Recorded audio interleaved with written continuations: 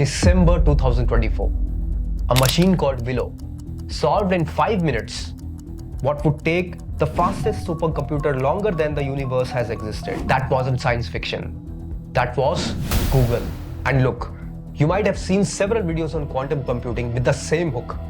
But I promise you, this video is gonna be different.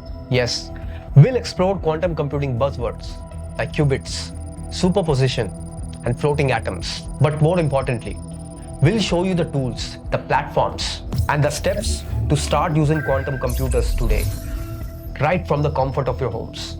And if you're still coding the old way, you're already behind the curve. This is the last moment before the ground slips beneath your feet.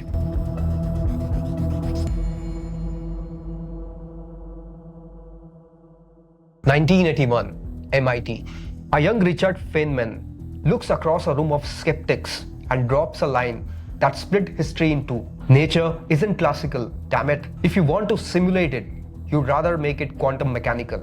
He saw what everyone missed. While we perfected silicon chips, nature played by different rules, quantum rules. Then in early 2000s, at Yale and beyond, scientists built the first stable superconducting qubits. Fragile, imperfect, but alive.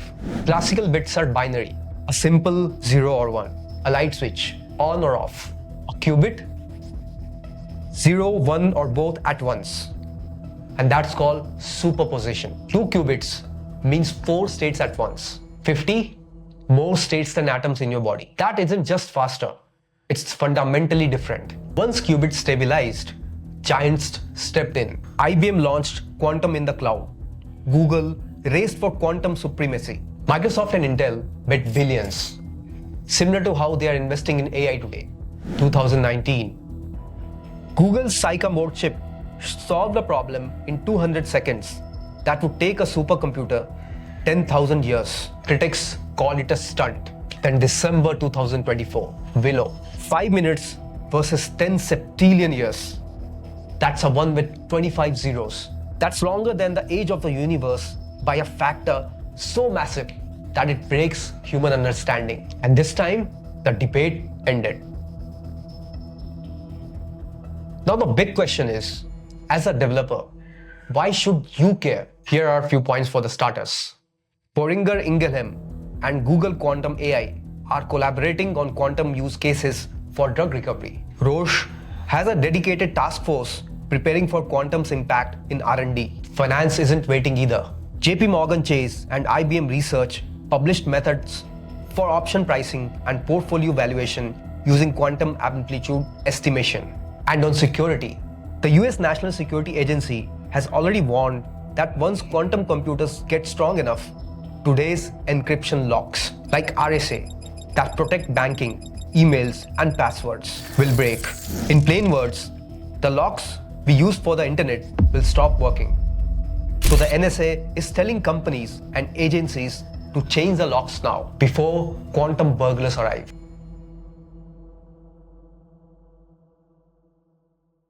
So what can you use today? Not in theory, but in practice.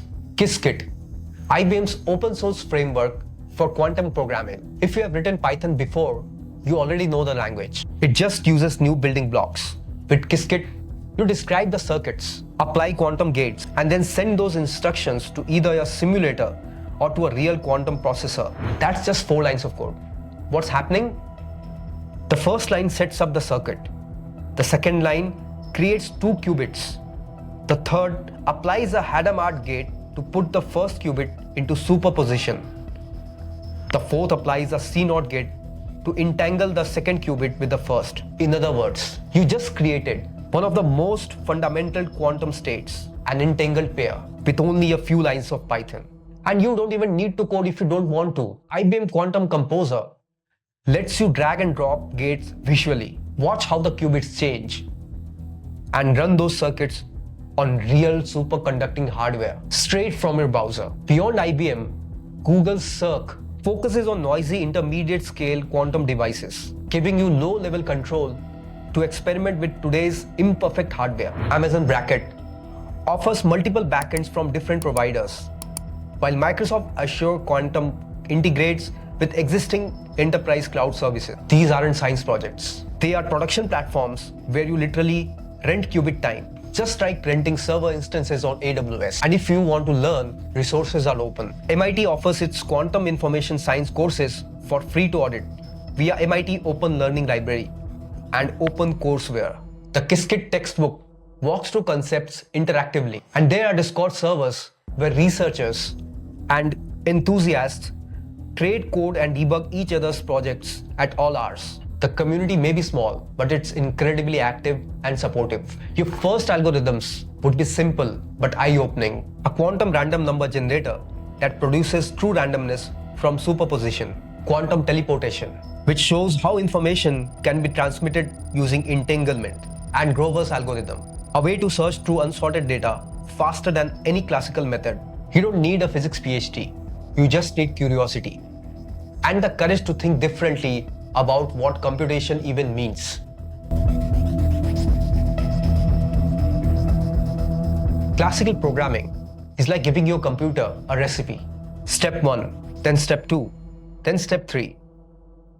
And each step falling last in a fixed order. However, quantum computing is different. Instead of following one path step by step, computer explores many possible answers at the same time.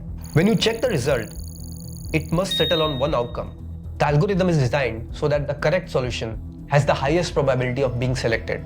Entanglement is another key ingredient. Change the state of one qubit and its entangled partner reacts instantly, even if they are far apart. Einstein called it spooky action at a distance. It sounds impossible, but it's been proven again and again.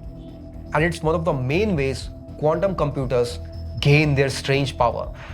With Shor's algorithm, a large enough quantum computer could factor numbers so quickly that RSA encryption, the backbone of internet security, would fall apart. That's why NIST moved in 2024 to launch post-quantum encryption standards. Demands for quantum skilled developers is rising, and multiple studies highlight workforce shortages and training needs.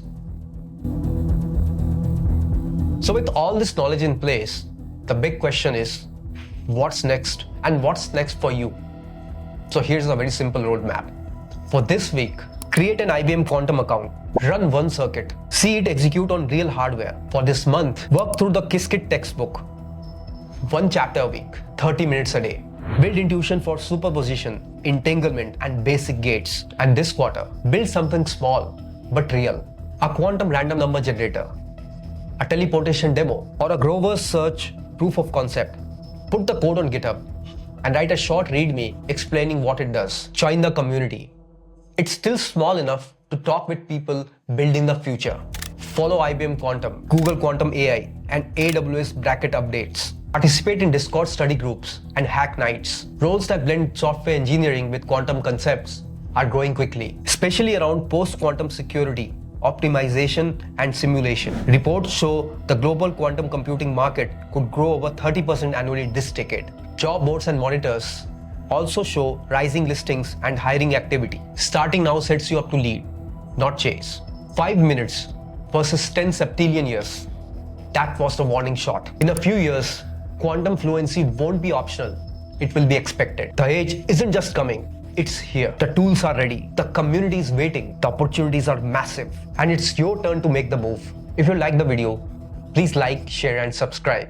And let us know in the comment section below, what do you think is the present and future of quantum computing? Also, let us know on what topics would you like us to make another video, as we'll see you in the next one. Till then, peace out.